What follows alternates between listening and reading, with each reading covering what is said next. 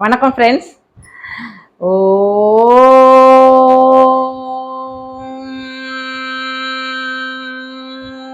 நம சிவாய.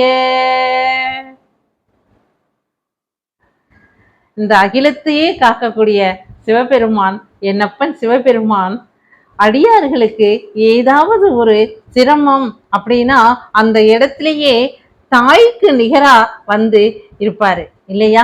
தாயுமானவரே அவர் தானே. அப்படித்தான் அப்பர் சுவாமிகள் ஒரு முறை யாத்திரை செல்லும் போது அவருக்கு ரொம்ப களைப்பு வந்து கஷ்டப்பட்ட போது பொதிசோறு கொண்டு வந்து கொடுத்தாரு. பொதிசோறு யாருங்க? என்னப்பன் சிவபெருமான் அடியாருக்காக அவரே பொதிசோறு சுமந்து வந்து கொடுத்தாரு. அதனால அவருக்கு பெயரே சோற்றுடை ஈஸ்வரர் அப்படின்னு பெயர் பெற்றிருக்காரு பாருங்க. அந்த சோற்றுடை ஈஸ்வரர் எங்க இருக்காரு, அவருடைய ஸ்தலம் எது, அவருடைய அருள் என்ன அப்படிங்கிறத பத்தி தான் இந்த பதிவுல நம்ம பார்க்க போறோம். ஃப்ரெண்ட்ஸ், அதுக்கு முன்னால நீங்க ஜெயகௌரி ஜோதிடாலயம் சேனலை இப்பதான் முதல் முறையா பாக்குறவங்களா இருந்தா சப்ஸ்கிரைப் பண்ணுங்க ஃப்ரெண்ட்ஸ். அப்படியே பெல் ஐக்கானை கிளிக் பண்ணுங்க, லைக் பண்ணுங்க, ஷேர் பண்ணுங்க ஃப்ரெண்ட்ஸ்.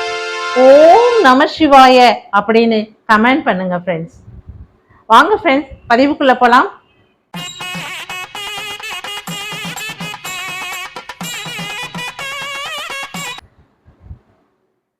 ஒரு முறை ஆதிசேஷனுக்கும் வாயு பகவானுக்கும் நீ பெரியவனா நான் பெரியவனா அப்படின்னு சொல்லிட்டு கடும் போட்டி வந்துருச்சு. இதுல வாக்குவாதம் ரொம்ப முத்தி போயிடுச்சு. வாக்குவாதம் முற்றி என்ன பண்ணாங்க தெரியுமா? ஆதிசேஷன் கைலாய மலையவே கட்டி பிடிச்சிருந்தாராம், இருக சுத்திண்டு கட்டி பிடிச்சிருந்தாரு. வாயு பகவான் அதுக்கு என்ன பண்ணார் தெரியுமா? சண்டமாருதம் அப்படிங்கிற பயங்கர சூறாவளி காத்து வேகமா அடிச்சுக்கிட்டே இருந்தார். ஏன்னா ஆதிசேஷன் அந்த கைலாய மலைய விடணும் இல்லையா, அவரு தான் இறுக்கி பிடிச்சிட்டு இருக்காரா இல்லையா, அதை விடணும் இல்லையா. அதனால சண்டமாருதம் அப்படின்னு சொன்னா பயங்கர சூறாவளி காற்று, புயல், சுனாமி மாதிரி அப்படின்னு சொல்றாங்க. உடனே அவ்வளவு பெரிய காற்று அடிச்ச உடனே என்ன பண்ணாரு ஆதிசேஷன்? அப்பையும் விடவே இல்லை, இறுக்க கட்டி பிடிச்சுட்டே இருந்திருக்காங்க. அந்த டயத்துல தான் கைலாயம் இமயமலை தானேங்க, அங்க 7 கொடுமுடிகள் பெயர்ந்து விழுந்திருக்கு. கொடுமுடிகள் அப்படின்னா சிகரங்கள் அப்படின்னு பேரு. இவங்களுடைய 2 பேர்த்தோட பிரச்சனையினால ஆதிசேஷனும் விடல, வாயுவும் சண்டமாறுதுங்கிற புயல் காற்றை வீசிக்கிட்டு இருக்காரு. இதனால கைலாய மலையில இருக்கக்கூடிய, அதாவது இமயமலையில இருக்கக்கூடிய 7 சிகரங்கள் பெயர்ந்து கீழே விழுந்துருச்சு. அந்த 7 சிகரங்கள் என்ன அப்படின்னா திரிகோணமலை, திரு ஈங்கோய் மலை, திருச்சிராப்பள்ளி, ரஜிதகிரி, நீர்த்தகிரி, ஸ்வேதகிரி, இத மாதிரி 7 சிகரங்கள் கீழே விழுந்துருச்சு. இதுல ஸ்வேதகிரியா இருக்கு இல்லையா, அந்த ஸ்வேதகிரி தான் திருப்பஞ்சீலி அப்படிங்கிற ஒரு இடமா இன்னைக்கு இருந்துகிட்டு இருக்கு. ஸ்வேதகிரிங்கிறதா திருப்பஞ்சீலி ஊரா இருந்துகிட்டு இருக்கு. இங்கேதான் தென் கைலாயம் அப்படின்னு சொல்றாங்க. ஏன்னா அவ்வளவு 5 பிரகாரங்கள் கொண்ட ஒரு பெரிய கோவிலா இந்த இடத்துல நம்ம சிவபெருமான் அருள்பால் செய்து இருக்காரு. அதனாலதான் தென் கைலாயம், ஏன்னா கைலாய மலையிலிருந்து விழுந்ததுல ஒரு இடம் இந்த ஸ்வேதகிரின்னு சொல்லக்கூடிய திருப்பஞ்சீலி. அதனாலதான் அதுக்கு தென் கைலாயம் அப்படின்னு சொல்றாங்க. இந்த தென் கைலாயத்துல எல்லாவித சன்னதிகளும் இங்க இருக்கு. நம்ம ஏற்கனவே கூட சொல்லியிருக்கோம், இங்க கல்வாழை மரம் ரொம்ப பெயர் பெற்றது. சப்த கண்ணீரோட அம்சமா கல்வாழை மரம் இந்த கோவில்ல இருக்கு. இது வந்து திருமண தடை நீக்கும், திருமண தோஷங்களை நீக்கக்கூடிய பரிகார ஸ்தலமா இங்க இந்த கல்வாழை மரம் இங்க இருந்துகிட்டு இருக்கு இந்த திருப்பஞ்சீலி கோவில்ல. நீலிவனநாதர் கோவில் அப்படின்னு நம்ம ஏற்கனவேவும் நம்ம பதிவுல போட்டிருக்கோம். இந்த திருமண தடை, திருமண பாக்கியம் கிடைக்கவும், திருமண தடை நீங்கவும் இந்த கல்வாழைக்கு திருமணம் செய்யற ஒரு பரிகாரம் இருக்கு. அப்படிப்பட்ட இந்த கோவில் தேவார பாடல்கள் பெற்ற கோவில். அப்பர் பெருமான் தன்னுடைய உழவார பணிக்காக அவரு ஒரு தோசை திருப்பி மாதிரி ஒண்ணு பெருசா வச்சிருப்பாரு இல்லையா, அதுக்கு பெயர் என்னன்னு எனக்கு தெரியல, அதனால மன்னிக்கணும். அந்த கருவியை எடுத்துக்கிட்டு ஒவ்வொரு இடமா, ஒவ்வொரு கோவிலா, ஒவ்வொரு ஊரா போயிட்டே இருப்பார் பாருங்க. அப்படி போயிட்டே இருக்கும்போது திருப்பஞ்சிலியில இருக்கக்கூடிய நீலிவனநாதரை தரிசிக்கணும்னு ஆசையோட அந்த காலத்துல நடந்துதானே போகணும். அவரும் நடந்து போயிட்டே இருக்கார். வயசாயிடுத்தா இல்லையா அப்பர் பெருமானுக்கு. அப்ப அதனால பசியினாலையும் தாகத்தினாலையும் அவரால கலப்பா போச்சு, நடக்கவே முடியல பாருங்க. ரொம்ப நடக்க முடியாம ஒரு இடத்துல அவரு மயங்கியே விழுந்து போறாரு. அந்த நேரத்துல நம்ம நீலிவனநாதர் இருக்காரு இல்லையா, அவர் என்ன பண்ணாரு தெரியுமா? சாதம் எடுத்துட்டு பொதி சோறுன்னு சொல்லுவோம், கட்டு சாதம்னு சொல்லுவோம் இல்லையா, அது மாதிரி ஒரு மூட்டையில சாத்தை எடுத்து கட்டிட்டு சோறு எடுத்துட்டு அவர் இருக்கிற இடத்த நோக்கி தானே போறாரு. எப்படி போறாரு? ஒரு வழிபோக்கன் மாதிரி தானா போய் அங்க அப்பர் பெருமான் கிட்ட அந்த எழுப்பி விட்டுட்டு சாதத்தை கொடுக்கறாரு. அவருக்கு தண்ணி வேணும் இல்லையா, அதனால அந்த இடத்திலேயே ஒரு குளத்தையும் உருவாக்குறாரு. அந்த குளத்தையும் உருவாக்கி அங்க அப்படியே சோலைவனம் மாதிரி ஆக்கிட்டாரு. ஏன்னா வெயில் நேரத்துல அடிய அப்படி இருக்கிறத சிவபெருமான் தாங்குவாரா? சிவன் அடியார் இல்லையா, அதுவும் அப்பர் பெருமான் எப்படிப்பட்ட அடியார், நம்மளால வார்த்தைகளாலேயே சொல்ல முடியாது. அவரை நினைத்தாலே போரும் நமக்கு முக்தி கிடைச்சிரும் அப்படின்னு சொல்லுவாங்க.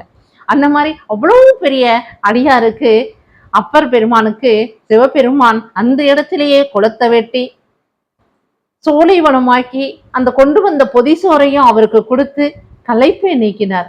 களைப்பை நீக்கினதோடு இல்லாம அவரே கூட்டிகிட்டே வரார். வாங்க, திருப்பஞ்சேரி கோயிலுக்கு தானே போகணும், தென் கைலாயத்துக்கு தானே போகணும், வாங்க நானும் வரேன் அப்படின்னு சொல்லி கூட்டிகிட்டே வரார் பாருங்க.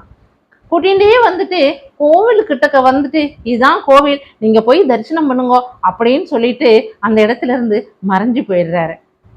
அப்பர் பெருமானும் என்னது இது வரைக்கும் வந்தவர் கோவிலுக்குள்ள வராம ஒரு பாட்டுக்கு மறைஞ்சு போயிட்டாரே, அப்படி எங்கேயோ போயிட்டாரே, எங்க போனாருன்னு தெரியலையேன்னு சொல்லிட்டு சரி நம்ம கோவிலுக்குள்ள போய் பார்ப்போம் அப்படின்னு சொல்லிட்டு அவரை கோவிலுக்குள்ள போய் தரிசனம் பண்ண போனா அங்க வந்த அதே சிவபெருமான் தான் இங்கேயும் இருந்து இவருக்கு தரிசனம் கொடுக்கிறாரு. அதனாலதான் சோறு கொண்டு போய் கொடுத்து அடியவரை காப்பாத்தினார் இல்லையா. அதனால திருப்பஞ்சிலி நீலிவனநாதருக்கு தான் சோற்றுடை ஈஸ்வரர் அப்படிங்கிற ஒரு பெயரும் இருக்கு, காரண பெயரா இருக்கு இல்லையா, சோற்றுடை ஈஸ்வரர் அப்படின்னு சொல்லிட்டு. இது மாதிரி ஒரு சின்ன சின்ன ஒரு அதாவது பசி மயக்கம் யார் வேணாலும் எதை வேணாலும் கொடுத்து காப்பாற்ற முடியும்.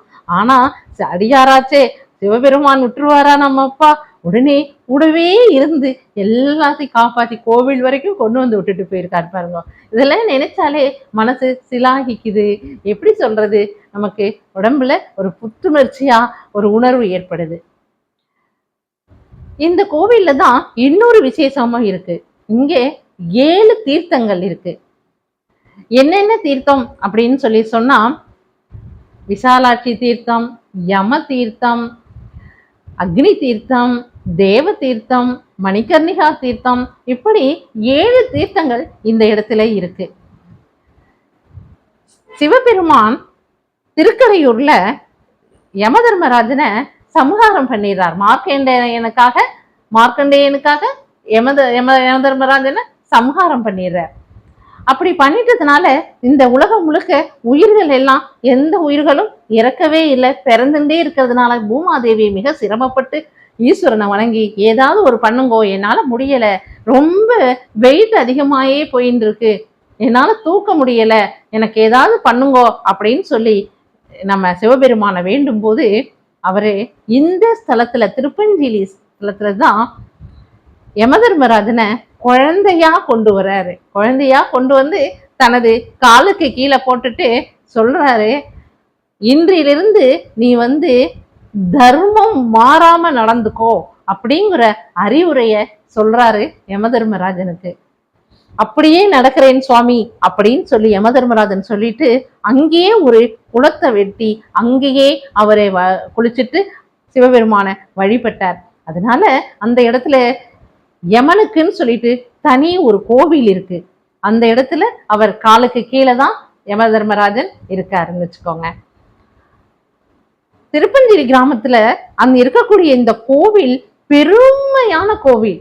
இந்த இடத்துல யமபயம் நீங்கணும்னாலும் நாள்பட்ட வியாதிகள் போகணும்னாலும் இந்த யமனை நம்ம தரிசனம் பண்ணி, அதற்கும் சனிக்கிழமைகள் தான் அதிகம் பேர் போறாங்கன்னு நினைக்கிறேன்.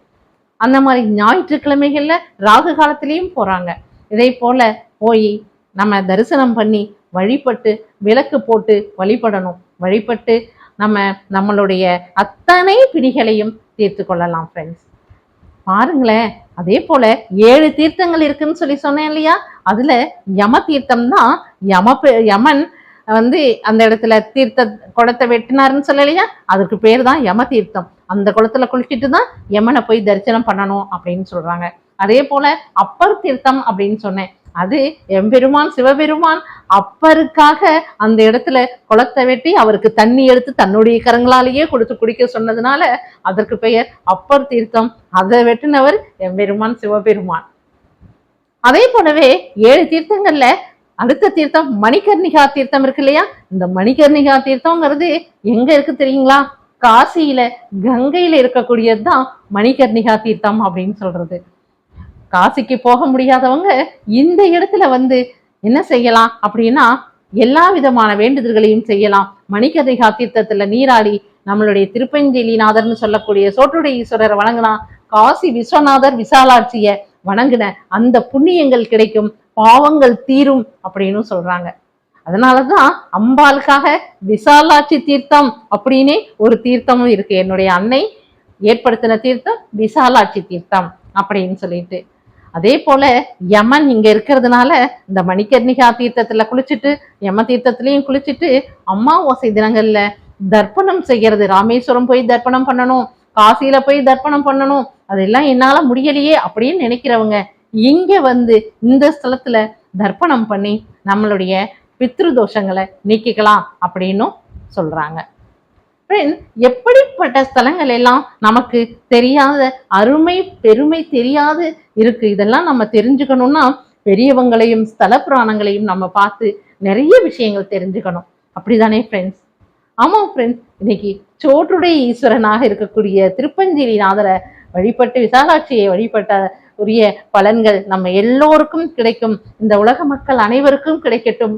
எல்லோருமே நல்லா இருக்கணும். எந்த விதமான போர் பதட்டம் இல்லாம, இப்ப பாருங்க பெட்ரோல் கிடைக்கலன்னு சொல்லிட்டு அதனால ஏற்படக்கூடிய விலைவாசி ஏற்றங்கள் இது மாதிரி எதுவும் இல்லாம அமைதியாக எல்லோருக்கும் எல்லாம் சமமா கிடைச்சு எல்லாரும் சந்தோஷமா இருக்கணும்னு என் அப்பன் சிவபெருமான நாம எல்லோருமே வேண்டிக்குவோம் ஃப்ரெண்ட்ஸ். உலக மக்கள் அனைவரும் நல்லா இருக்கணுங்கிறதுக்காக நம்ம வேண்டிக்குவோம் ஃப்ரெண்ட்ஸ். ஓகே ஃப்ரெண்ட்ஸ், இன்னொரு பதிவுல நம்ம சந்திப்போம். பாய்.